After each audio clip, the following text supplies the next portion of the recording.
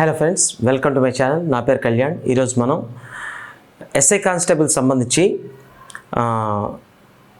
Pure మ్యాథ్స్లో క్షేత్రగణితం అనే topic నుంచి ఒక 2 లెక్కలు చేద్దాం.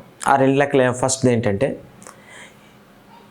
28 సెంటీమీటర్ల భుజాన్ని కలిగిన చతురస్రం లోపలి వైపు పెద్ద వృత్తం ఉన్నది. అయితే వృత్త వైశాల్యం డాష్. వాడేమన్నాడు, ఒక చతురస్రం ఉందట. ఓకే, చతురస్రం ఇలా ఉంది. ఆ చతురస్రం లోపల పెద్ద వృత్తం అన్నాడు. అంటే కంప్లీట్గా క్వశ్చన్ చెప్పడం జరగలేదు, కానీ పెద్ద వృత్తం అంటే దాని భుజాలను తాకుతూ అని చెప్పాలి. అందులో మిస్ప్రింట్ పడింది. భుజాలను తాకుతూ పెద్ద వృత్తం ఉంది. అయితే ఆ వృత్తం యొక్క వైశాల్యం ఎంత అన్నాడు. అంటే వృత్తం యొక్క వైశాల్యం అంటే ఏంటి? ఇదేగా ఈ వైశాల్యం. వృత్తం యొక్క వైశాల్యం కావాలి. వృత్తం యొక్క వైశాల్యం కావాలంటే ఏంటి కావాలి? వృత్త వ్యాసార్థం కావాలి, అంతే కదా. ఒకసారి చూడండి, మీకు ఇక్కడ తెలియవలసింది ఏంటంటే, ఓకే, దీని భుజం పొడవు ఎంత ఇచ్చాడు? 28 సెంటీమీటర్లు, అంతే కదా. 28 సెంటీమీటర్స్ ఇచ్చాడు. ఓకే, 28 సెంటీమీటర్లు ఇచ్చాడు. అప్పుడు మీకు అర్థం అవ్వాల్సిన విషయం ఏంటంటే, ఈ భుజంకి ఇక్కడ వృత్తం యొక్క వ్యాసం సమానం. వ్యాసార్థం అనలేదు, వ్యాసం, డయామీటర్. ఓకే, సో కాబట్టి ఒక వ్యాసం, వ్యాసం, వృత్తం యొక్క వ్యాసం మరియు దీని యొక్క వృత్తం యొక్క వ్యాసం మరియు చతురస్ర భుజం సమానం అవుతాయి. అట్లాంటప్పుడు వృత్త వ్యాసార్థం మనకు కావాల్సింది ఏంటి? వృత్త వైశాల్యం. వృత్త వైశాల్యం కావాలంటే ఏంటి కావాలి? వృత్తం యొక్క వ్యాసార్థం కావాలి. వ్యాసార్థానికి భుజానికి మధ్య సంబంధం తెలిస్తే వర్కౌట్ అయిపోయినట్టే కదా. సో ఇప్పుడు వృత్తం యొక్క వ్యాసార్థం ఎంత అవుతుంది? చతురస్ర భుజానికి వ్యాసం సమానం. అప్పుడు వ్యాసంలో సగమే కదా వ్యాసార్థం అంటే. అంటే అర్థం ఏంటి? 14 అని రాసుకోవచ్చా? కాబట్టి దాని యొక్క వ్యాసార్థం ఎంత అయింది? 14 సెంటీమీటర్లు అయింది, అంతే కదా. వ్యాసార్థం 14 సెంటీమీటర్లు అయినప్పుడు ఆ వృత్త వైశాల్యం కనుక్కోవచ్చా లేదా? కనుక్కోవచ్చు. అంటే వృత్త వైశాల్యం ఈజ్ ఈక్వల్ టు πr², అంతేనా. అంటే ఎంత? పై అంటే ఇక్కడ ఎంత? 22/7 ఇంటూ r². r² అంటే ఎంత? 14². 14² అంటే మనం 14 × 14 అని రాసేయచ్చు కదా, ఇంటూ 14. ఇక్కడ నేను చెప్పేది మళ్ళీ అదే, పాతదే. ఏంటంటే మీకు ఇక్కడ త్రూ ఆప్షన్స్ వెళ్ళిపోవడానికి ట్రై చేయండి. అంటే ఇది కూడా పెద్ద క్యాలిక్యులేషన్ ఏం కాదు. అసలు ఇది కూడా రాయకుండానే ముందు ఆన్సర్ వేసేయచ్చు. ఎందుకు? ఇక్కడ మీకు 14 ఎప్పుడైతే వచ్చిందో 22/7 ఇంటూ 14² వేసేటప్పుడు 14² 7తో కొట్టొస్తున్నాం. మిగిలిన విలువని 22తో గుణించాలి. 22లో 11 ఉంది కాబట్టి 11 యొక్క మల్టిపుల్ ఏదైతే అవుతుందో అది ఆన్సర్ అవుతుంది. 11 యొక్క మల్టిపుల్స్ 2, 3 ఇచ్చాడంటే ఇంకా మనం చూడడం వేస్ట్. 11 యొక్క మల్టిపుల్స్ అక్కడ ఎన్ని ఇచ్చాడో చూద్దాం. ఫస్ట్ ఆప్షన్ మనకి ఎన్ని ఇచ్చాడు? 626, అంతేనా. ఫస్ట్ ఆప్షన్ ఎంత? 626. 11 యొక్క డివిజిబిలిటీ రూల్ ఏంటి?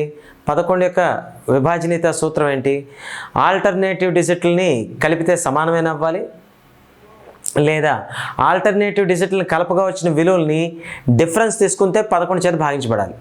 చూడండి, 6 కలిపితే ఎంత? 12. ఇది ఎంత? 2. 12, 2 సమానం కాదు. సరే పోనీ 12 - 2 చేస్తే ఎంత వస్తుంది? 10. 10 అనేది 11 చేత భాగించబడుతుందా? భాగించబడదు. అంటే ఇది ఆన్సర్ కాదు.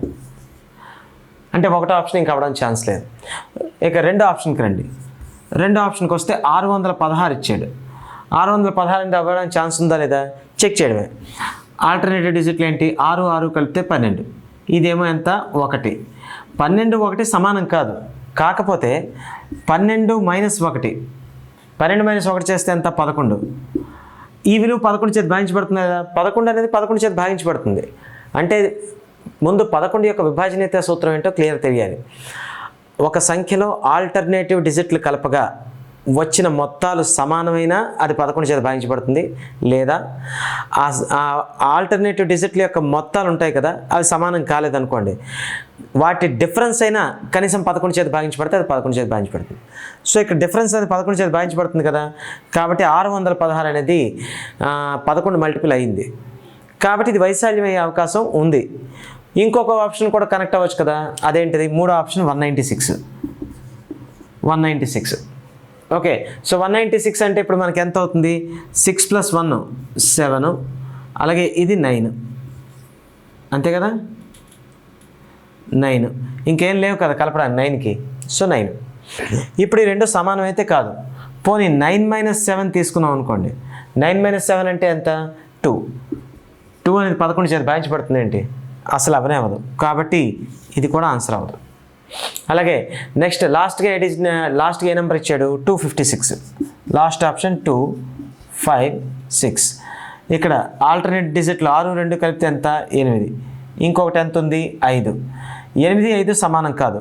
పోనీ 8 - 5 తీసుకుంటే ఎంత వచ్చింది? 3. 3 అనేది 11 యొక్క గుణిజమా? అంటే 11 చేత భాగించబడుతుందా? పడదు. కాబట్టి ఆన్సర్ అనేది ఖచ్చితంగా ఎంత అవ్వాలి? ఆప్షన్ 2 అంటే 616. కాబట్టి ఆప్షన్ నుంచి ఎలిమినేట్ చేసేయచ్చు. మీ అందరికీ అర్థం అవలసిన విషయం ఏంటంటే, నేను మీ అందరికీ అర్థం అవ్వడం కోసం కొంత స్లోగా చెప్పాను, కానీ ఈ లెక్క అనేది చాలా సింపుల్. ఎందుకు సింపుల్? ఇక్కడ మనకి ఎప్పుడైతే ఇక్కడ 14 అని తెలిసిపోయిందో, ఓకే, కొంచెం చతురస్రానికి చతురస్ర భుజానికి వృత్త వ్యాసార్థానికి మధ్య సంబంధం తెలిస్తే చతురస్ర భుజంలో వృత్త వ్యాసార్థం సగం ఉంటుందని ఎప్పుడైతే మీకు అర్థమైపోయిందో 14 వచ్చేసింది. అంటే 22/7 × 14 స్క్వేర్ వేసేటప్పుడు 7తో కొట్టేస్తే ఏ విలువ అంటూ రానివ్వండి. అంటే ఇది కూడా రాయక్కర్లేదు, నేను అంటుంది ఇది కూడా రాయకుండానే చెప్పంటున్నాను. ఓకే, ఇది కూడా రాయక్కర్లేదు. ఎప్పుడైతే 14 వచ్చిందో 22/7 × 14 స్క్వేర్ వేసేటప్పుడు ఆ 14 స్క్వేర్ని 7తో కొట్టేయచ్చు మనం. ఏ విలువైనా రానివ్వండి, కానీ 22 చేత గుణించబడిన విలువే వస్తుంది. 22 చేత గుణించబడిన విలువ అంటే అందులో 11 ఉంటుంది. సో 11 యొక్క గుణిజం కంపల్సరీ. 11 యొక్క గుణిజం అనేది ఒకటే ఆన్సర్ ఉంటే అదే ఆన్సర్ అవుతుంది. ఒకళ్ళు 11 యొక్క గుణిజం 1, 2, 3 ఆప్షన్లు ఇచ్చాడు అనుకోండి, 2, 3 ఆప్షన్ ఇంకా చేసేదే ఉంది అప్పుడు క్యాలిక్యులేషన్. నేను అనేది ఏంటంటే వీలైనంత వరకు క్యాలిక్యులేషన్ అవాయిడ్ చేసేయండి మీకు ఛాన్స్ ఉంటే ఆప్షన్స్ ద్వారా. తప్పదు అంటారా? ఇంకా చేయడమే. అది కూడా పెద్ద క్యాలిక్యులేషన్ ఏం కాదు కదా. ఏముంది ఇందులో? 22/7. ఇగో 22/7 × 14 × 14. 7 ఎలాగా 2 సార్లు పోతుంది. 14 2 ఎంత? 28. 28 × 22. ఇక్కడ కూడా ఒకవేళ 2, 3 ఆప్షన్స్ మ్యాచ్ అయ్యి మీరు ఇలా క్యాలిక్యులేషన్ చేయవలసి వస్తే అప్పుడు 2 1 2 8 2 2 అలా గుణించకండి. ఇది చిన్నపిల్లలతో చేసే విధానం కాదు. మీరు ఎలా చేయాలంటే మెచ్యూర్డ్గా మైండ్ క్యాలిక్యులేషన్ చేసుకోండి. అంటే అలాగా 28 ఉంది, 28ని 22తో గుణించాలి. 22 ఎలా స్ప్లిట్ చేస్తారు? 20 + 2గా స్ప్లిట్ చేయొచ్చు కదా. అంటే 28 20లు 28 2. 28 20లు ఎంత? 560. అంతేనా? 560. అలాగే 28 2 ఎంత? 56. కాబట్టి ఎంత అవుతుంది? 616గా. అలా మీరు చెప్పేసుకోవచ్చు. ఇది కూడా రాయక్కర్లేదు, నోట్తోనే చెప్పవచ్చు, ఎందుకంటే రాయవలసిన అవసరం లేదు ఇక్కడ. ఓకే, సో మనకి ఎంత అవుతుంది? 28 22 ఎంత అవుతుంది? 616. సో కాబట్టి అలా మీరు ఆన్సర్ చెప్పడంలో ప్రాబ్లం ఏం లేదు. అయితే నేనేమన్నానంటే ఇక్కడ ఎలాగా 11 మల్టిపుల్ ఒకటే ఉంది కాబట్టి అది ఆన్సర్. ఇది కూడా మీరు రాయొద్దు. ఎప్పుడైతే ఇది 14 అని తెలిసిపోయిందో అప్పుడు మీకు వెంటనే అర్థమైపోతుంది. 22/7 × 14 స్క్వేర్లు 7తో 14 స్క్వేర్ పోగా అంటే ఎంతో కొంత మిగులుతుంది. దాన్ని 22తో గుణించాలి. గుణించేటప్పుడు ఆటోమేటిక్గా అందులో 11 ఉంటుంది కాబట్టి 11 యొక్క గుణిజం ఆన్సర్. సో 11 యొక్క గుణిజం ఉందా లేదా చెక్ చేసుకోవడమే మీరు చేయాల్సిన పని. క్లియర్? సో కాబట్టి నెక్స్ట్ ప్రాబ్లం చూద్దాం. Next question. దీర్ఘచతురస్రాకారపు తివాచీ వైశాల్యం 120 మీటర్ స్క్వేర్ అంటే 120 చదరపు మీటర్లు. చుట్టుకొలత 46 మీటర్స్. దాని కర్ణం పొడవు డాష్. ఓకే, అంటే వాడు ఇచ్చింది ఏంటో ముందు చూడండి. దీర్ఘచతురస్రాకారం యొక్క తివాచీ వైశాల్యం ఇచ్చాడు. ఓకే, సపోజ్ దీర్ఘచతురస్రాకార తివాచీ ఇలా ఉంది. ఓకే, దాని పొడవు L, వెడల్పు B. అప్పుడు దాని వైశాల్యం అంటే ఏంటి? పొడవు ఇంటూ వెడల్పు అనే కదా అర్థం. అంటే పొడవు ఇంటూ వెడల్పు వైశాల్యం అవుతుంది. దాని విలువ వాడు ఎంత ఇచ్చాడంటే 120 చదరపు మీటర్ ఇచ్చాడు. అంతేనా కదా? 120 మీటర్ స్క్వేర్. దాన్ని చుట్టుకొలత అన్నాడు వాడు. అసలు దీర్ఘచతురస్రం యొక్క చుట్టుకొలత ఎంత? 2 × పొడవు ప్లస్ వెడల్పే కదా. అంటే ఎంత? 2 × L + B. Okay, 2 × L + B యొక్క విలువ ఎంత ఇచ్చాడు వాడు మనకి? 2 × L + B యొక్క విలువ మనకి వాడు 46 ఇచ్చాడు. ఓకే, 46. ఈ 2 ఇలాగా అటు పోతే డివైడ్ చేస్తుంది కాబట్టి ఇక్కడి నుంచే డివైడ్ చేసేయండి. 2 23. అంటే L + B = ఎంత?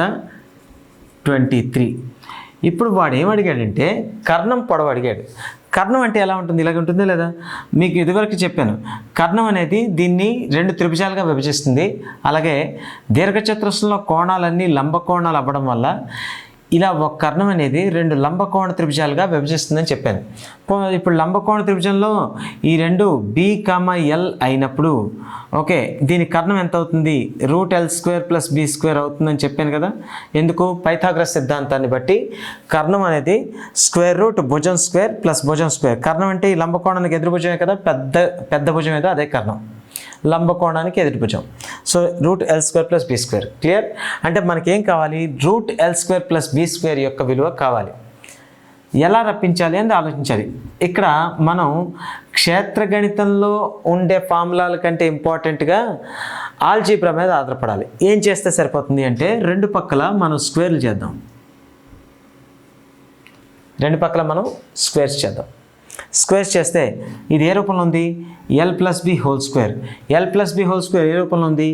A + B² రూపంలో ఉంది. A + B² విస్తరణ ఎలా వస్తుంది చూడండి. A² + 2AB + B². ఇదే కదా మనం 7th స్టాండర్డ్లో నేర్చుకుంటాం ఇది. సో కాబట్టి L + B² ఏ విధంగా ఎక్స్పాండ్ చేయొచ్చు? L² + 2LB + B² = 23². 23² అంటే ఎంత అవుతుంది? 529. ఓకే, ఇప్పుడు వాడు ఏమన్నాడు? LB అంటే వైశాల్యం అంటే LBయే కదా. LB యొక్క విలువ ఎంత? వైశాల్యం అంటే అర్థం ఏంటి? పొడవు ఇంటూ వెడల్పు, అది LB. L × B అంటే LB యొక్క విలువ ఎంత? 120. చూడండి ఇక్కడ LB యొక్క విలువ మనం పెట్టేయచ్చా అంటే ఇప్పుడు చూడండి L² + 2 × 120 + B² = ఎంత? 529. ఓకే, ఇప్పుడు ఒకసారి చూడండి 2 × 120 అంటే ఎంత? 240 అయినా. ఈ +240 అటుపోతే ఏమవుతుంది? -240 అవుతుందా లేదా? ఓకే, సో ఇక్కడ L² మిగిలిపోయింది, అలాగే ఇక్కడ B² కూడా మిగిలిపోయింది. Okay, = 529 minus 122 240. ఈ +240 అటుపోతే -240. ఓకే, 529లోంచి 240 తీస్తే ఎంత అవుతుంది మనకి? 9. 12లో 4 తీస్తే 8. ఇప్పుడు 4 ఉంది, 4లోంచి 2 పోతే 2 అంటే 289. ఇప్పుడు ఇది దేని విలువ అయింది? L² + B². అంతేనా? మనకి కర్ణం ఏంటైంది? √L² + B² కదా, √L² + B² కదా. కాబట్టి ఏం చేస్తే సరిపోతుంది? రెండు వైపులా వర్గమూలం చేస్తే సరిపోతుందా లేదా? ఒక సమీకరణానికి రెండు పక్కల ఒకే మార్పు చేయొచ్చు మనం. అంటే ఇక్కడ √ అప్లై చేస్తే ఇక్కడ కూడా √ అప్లై చేయొచ్చు. సో ఇప్పుడు మనం √L² + B² విలువ ఎంత అవుతుంది? 289 అంటే ఏంటి? √17 కదా. సో కాబట్టి ఇది 17గా, అవునా? √289 ఎంత అవుతుంది అంటే 289కి √ 17 అవుతుంది. ఎందుకు? 17² అనేది 289 కాబట్టి. ఓకే, సో కాబట్టి √L² + B² అనేది ఏమైంది? 17 అయింది, అవునా? అయితే ఇంతకీ √L² + B² అంటే దేన్ని చూపిస్తుంది? కర్ణాన్నే కదా. సో కాబట్టి కర్ణం యొక్క విలువ అంతా 17 అంటే 17 సెంటీమీటర్లు, 17 మీటర్లు. ఓకే, ఎంత? 17 మీటర్లు. ఆన్సర్లో 17 ఉందా లేదా? ఉంది. ఏ ఆప్షన్లో ఉంది? సి. కాబట్టి ఆప్షన్ సి మన ఆన్సర్. ఓకే, ఆప్షన్ సి ఏమైంది? మన ఆన్సర్ అయింది. అయితే ఒక్కసారి గుర్తుపెట్టుకోండి ఫ్రెండ్స్, ఇక్కడ మీరు చేసేటప్పుడు చూసుకోవాల్సిన జాగ్రత్త ఏంటంటే వాడు ఇక్కడ మనకి దీర్ఘచతురస్రం తాలూకు ఫార్ములాస్ మీద ఆధారపడి తక్కువగాను ఆల్జీబ్రా మీద ఆధారపడే విధంగా చేశాడు. ఎలా చేశాడు చూడండి. ఇది LB అన్నాడు, ఇది 2 × L + B యొక్క విలువ, LB యొక్క విలువ 120 ఇచ్చాడు అంటే వైశాల్యం. 2 × L + B యొక్క విలువ ఇచ్చాడు 46. దాని నుండి L + B వచ్చింది. L + Bని ² చేస్తే 529. అది ఏంటి? L² + 2LB + B². ఇందులో L × B ఉంది. L × B అంటే ఎంత? 120. ప్రతిక్షేపిస్తే మనకి సింప్లిఫై చేస్తే L² + B², ఈ 120 × 2 అటు పట్టుపోతే 240 అటుపోతే మనకేమైంది? ఇక్కడ 529 - 240 అయింది. అది ఆటోమేటిక్ 289 అయింది. ఇప్పుడు మనకి దేని యొక్క విలువ ఏంది? L² + B². ఇక్కడ మీ కామన్ సెన్స్ పనిచేయాలి. ఏంటా కామన్ సెన్స్ అంటే మనకి ఇక్కడ వచ్చింది ఏంటి? L² + B².